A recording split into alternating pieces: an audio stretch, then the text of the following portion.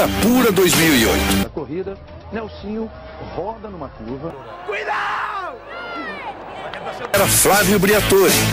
Conseguido falar com você, o que você diria para ele? Ele não ia fazer isso nunca. Cuidado! A entrada do carro de segurança. Como só. Você vai ver num follão que não sabe nem onde se meter. Meu mecânico errou, agora. E há muita maldade neste mundo. O Briatore demitiu o piloto.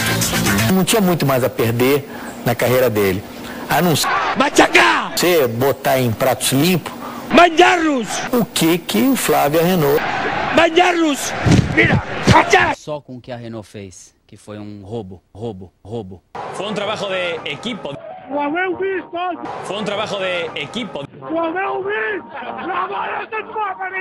As coisas como?